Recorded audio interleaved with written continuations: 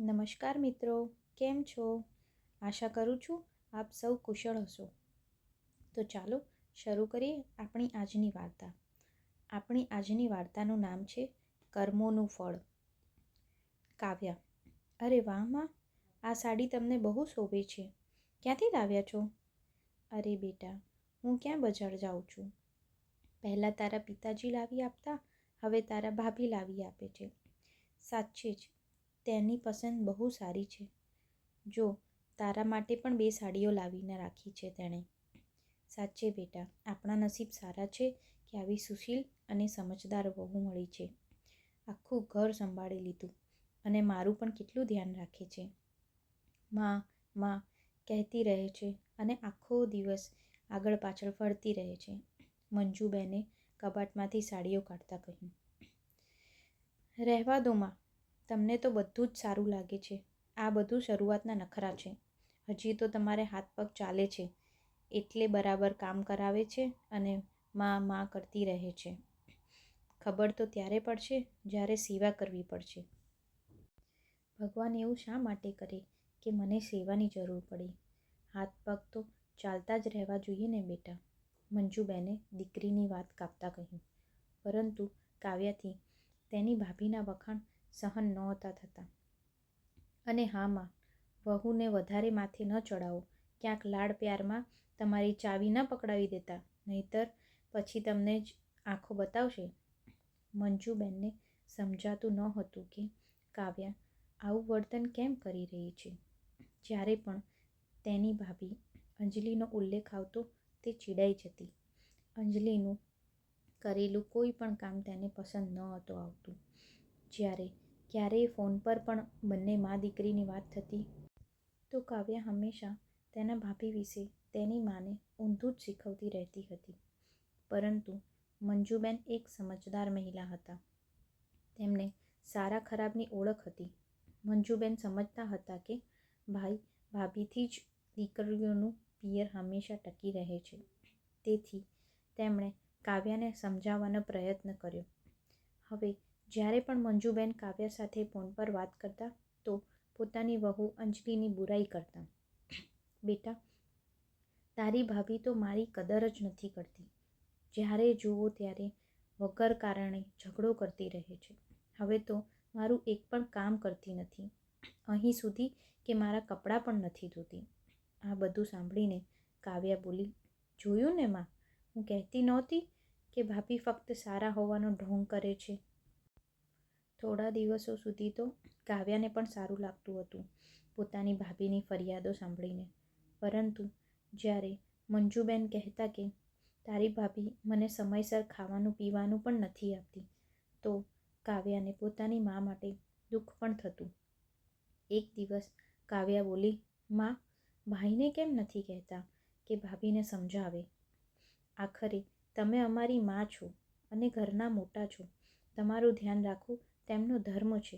તમે કહો તો હું ભાભી સાથે વાત કરું છું, તેમને સમજાવવાનો પ્રયત્ન કરું છું. પણ બેટા, તું પણ તો એવું જ ઈચ્છતી હતી ને કે તારી ભાભી આવી જ હોય, જે રોજ મારી સાથે ઝઘડો કરે, મારી સેવા ન કરે. જ્યારે તે સારી હતી તો પણ તને તેનાથી ફરિયાદ થતી હતી. તે ક્યારેય તેની સાથે સીધા મોઢે વાત પણ નથી કરી.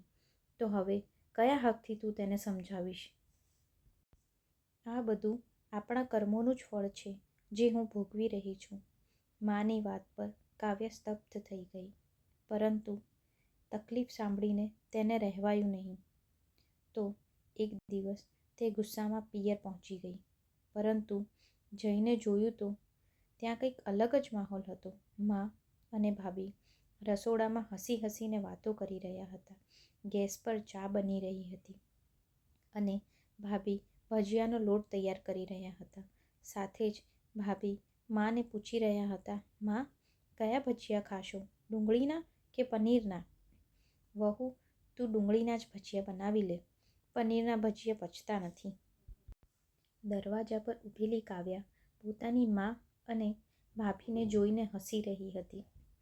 મા તો બોલતી હતી કે ભાભી બદલાઈ ગઈ છે, મારું ધ્યાન બિલકુલ રાખતી નથી. પરંતુ અહીં તો બંને સાસુ વહુને જોઈને લાગતું જ નહોતું કે તેમની વચ્ચે ક્યારેય કોઈ એવી વાત પણ બની હોય. અંજલિની નજર જ્યારે પોતાની નણંદ પર પડી તો તે ખુશીથી બોલી ઉઠી, અરે દીદી, આવો ને. ઘણા દિવસો પછી આવ્યા છો તમે, અને તે પણ અચાનકથી. મંજુબહેનના ચહેરા પર પણ દીકરીને જોઈને મુસ્કાન છવાઈ ગઈ. પોતાની માને ખુશ જોઈને કાવ્યાની આંખો ખુશીથી ભીની થઈ ગઈ. જેટલી વાર તે પિયરમાં રહી જોતી રહી કે ભાભી મા સાથે કેટલા પ્રેમથી રહે છે, તેણે ક્યારેય પોતાની ભાભી સાથે સીધે મોઢે વાત પણ નહોતી કરી. તેમ છતાં તે પ્રેમથી તેના આગળ પાછળ ફરતી રહેતી. એકલામાં મંજુબેન કાવ્યાને બોલ્યા, બેટા, સાચું કહે, તું તો એવું જ ઈચ્છતી હતી ને કે તારી ભાભી મારું ધ્યાન રાખે. તો પહેલાં તું તારા ભાભી માટે કેમ આટલી નારાજ રહેતી હતી? માં, ભાભીએ આવતા જ તમારા જીવનમાં અને આ ઘરમાં મારી જગ્યા લઈ લીધી હતી.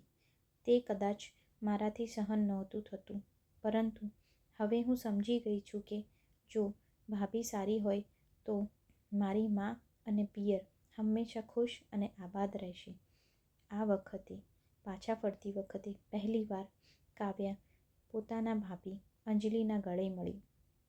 તેની આંખોમાંથી આંસુ વહી ગયા અને તેની સાથે જ મનનો મેલ પણ ધોવાઈ ગયો.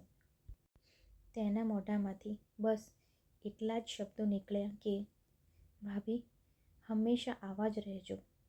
અંજલિ પણ નણંદનો આ સ્નેહભર્યો સ્પર્શ પામીને ભાવુક થઈ ગઈ હતી.